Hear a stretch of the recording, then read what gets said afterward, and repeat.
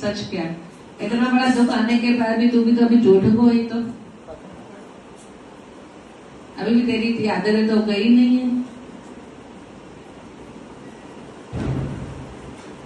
दुख आया है तो इतना तो गुरु ने हम सबको बताया है ना कि कर्मों का दुख है। उसके बाद भी हमारी आदतें तो बदली नहीं है, आदतें तो वैसे ही वैसी। रोज हम भगवान कहते दूसरे को, खुद को रोज बेहतरीन बनाने की कोशिश करनी है। ज्ञान में आने के बाद खुद को अच्छा मतलब दिखाने के लिए अंदर की बात चल रही है कि खुद को बेहतरीन बनाया, बेटर बनना है जीवन हमारा। और ऊंचाइयों से अगली बार भी चला ना कि हम अपनी प्रामाणिकता से ऊपर आए, किसी को नीचे करके नहीं आए। हम अपने ज्ञान से, अपने गुणों से। तो गुरु ने, परमात्मा ने हमको ज्ञान देकर ये पहचान कराई है। उसके बाद भी अगर हम ये न करें तो फिर ज्ञान का क्या मतलब, फिर भगवान का दोष देने का क्या मतलब बताओ। कर्मों की बात नहीं बताइए कि किसी का कुछ खाना नहीं चाहिए, इतना भी नहीं लेना चाहिए, फिर भी हम अपनी आदतों से कितने मजबूर है पूछो। कितनी आदतों से मजबूर है पूछो ना। ये झूठ नहीं बोलना चाहिए, कर मैं फिर भी हम अपनी आदतों से कितने मजबूर है बताओ, जवाब दो ना। तो हमको पता नहीं है कि सच क्या है, झूठ क्या है, गलत क्या है, सही क्या है, पता है कि नहीं पता है? बताओ मुझे, किसको नहीं पता? पता है ना सबको, फिर भी बता। मगर देखो सब पता है, पर जब चलने की वो चीज पर करने की बारी आती है ना, तब तो फेल हो जाता है प्यारे। तब क्या हो जाते हैं? फेल हो जाते हैं। मेरी सच्चाई और तेरी सच्चाई तेरे साथ, और कोई भी नहीं। तेरी ही सच्चाई ही तेरे साथ है, बस कोई नहीं देखता। बहुत अच्छी बात आती है भागवत की, महाभारत की बात आती है, शायद मैंने पहले भी बताई है, अभी भी बताई। जब पांडवों को वनवास हुआ था ना, तो पानी भरने पीने के लिए जाते हैं, मैंने पहले एक बार बताई है। पांडवों को जब वनवास हुआ था ना, वो पानी पीने के लिए जाते हैं तो पानी कहीं मिलता नहीं। तो सबसे छोटा कौन था पांडवों में? Very good. तो नकुल ने बोला आप यहाँ ठहरो, मैं थोड़ा आगे तालाब है ना, वहां पानी लेके आता हूँ। तो जैसे ही पानी के लिए हाथ डालता है ना, तो कौन आवाज देता है?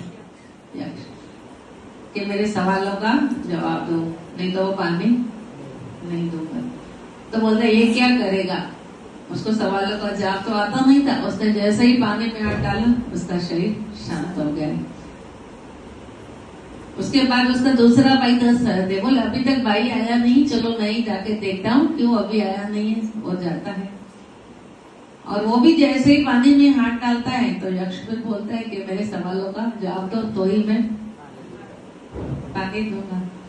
तो बोले तुम क्या करेगा? ये तालाब तेरा थोड़ी है, ये सबका है, तू नाक जमाता है। और जैसे ही उसने पानी में हाथ डाला, उसकी भी मृत्यु होती। उसके बाद किसका नंबर आता है? याद है ना सबको? थोड़ा थोड़ा याद है, पक्का याद है। उसके बाद भीम आता है पीने के लिए।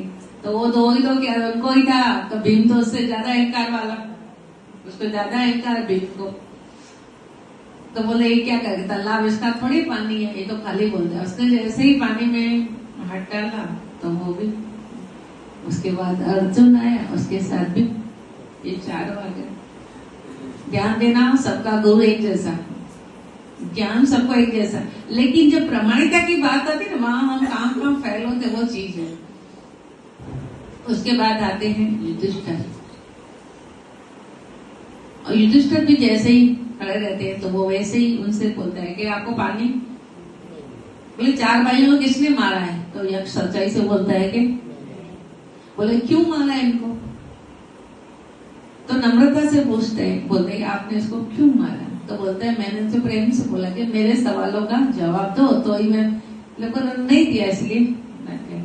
अब तू चाहता है कि पानी चाहिए और तू मरना नहीं चाहता, तो मेरे सवालों का। बोले बोलो आपका सवाल। तो क्या सवाल किया था, किसको याद है? क्या सवाल किया था? बोलो ना प्यारे। मैंने भागवत में पूरी क्लियरिटी की लास्ट के दिन इस चीज की। लास्ट के दिन जब भागवत का लास्ट का दिन होता है ना, लास्ट के दिन में पूरी क्लियरिटी की है। बताओ कि दुनिया में सबसे आश्चर्यजनक चीज क्या है? बताओ क्या है? बोलो ना। Very good. क्या आश्चर्यजनक चीज है ना, वो मृत्यु है। ये लोग समझते भी हैं, जानते भी हैं, फिर भी स्वीकारते नहीं कि मेरी मौत आने वाली है। कि रोज हम मुर्दे को देखते हैं, रोज वृद्ध को देखते हैं। बुद्ध भगवान ने क्या किया था? एक वृद्ध को, एक बीमार को और एक अर्थी को जाते हुए देखा, वैराग आ गया।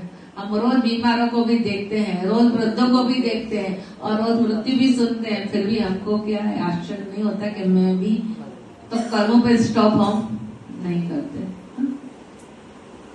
अपनी शक्ल को देखो ना, अपनी पिक देखो कैसी चेंज होती जा रही है, पता चलेगा।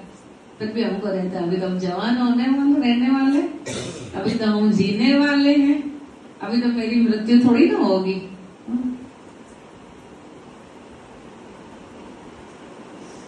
तो वहां पर धर्मराज ने, युधिष्ठिर ने जवाब दिया कि सबसे आदरणीय है मृत्यु, ये जो सब देखते हैं फिर भी सेवा नहीं करते। तो यक्ष खुश होता है, बोले तूने मेरे सवालों का सही जवाब दिया है।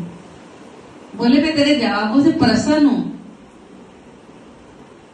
अभी तेरे 4 भाई मरे ना, बोल इसमें से किसी को एक को जिंदा करो, तो बता किसको जिंदा करो। 4 मरे पड़े थे ना, बोले मैं वरदान देता हूं, किसी एक को क्या करूंगा। तो बोलता है एक को करना है, तो सबसे छोटे भाई मेरा कौन आया था सबसे पहले? नकुल। बोले उसको क्या करो? तो मैं उसको तो जिंदा कर दूंगा, पर ये तो तेरे काम का नहीं है। इससे योद्धा तो अर्जुन है, वो तेरे सगे भाई है। इससे योद्धा तो भीम है, तेरे को आगे तो क्या करना है? दुर्योधन युद्ध लड़ना है, तेरा वनवास पूरा होगा तो आगे जाके तुझे क्या करना है? युद्ध लड़ना है। ये तो किसी काम का नहीं है, इसको तू जिंदा करके क्या करेगा? ऐसे देखो इस सच्चाई की बात चल में ना, प्रमाणिकता सच्चाई क्या होने। इससे अच्छा तो अर्जुन को जिंदा करा, भीम को कर, इसको क्यों कर रहा है? और हम सब बोलते तो क्या करते हैं? हमारी चॉइस का सच्चाई की बात चली, हमारी क्या होती है? मेरे सगे भाई इसको क्या कर, ये मेरा काम का है ना, ये मेरे काम का नहीं, हम ऐसा करते हैं। पर इसने देखो क्या किया, बोले नहीं इसको, बोले इसको क्यों करो? बोले इसको इसीलिए कर कि मेरी हम 2 माएं हैं। मेरी कुंती माँ का मैं जिंदा हूं ना, तो मेरी मादरी माँ का भी एक बेटा जिंदा होना चाहिए। कि मेरी 2 माएं जैसी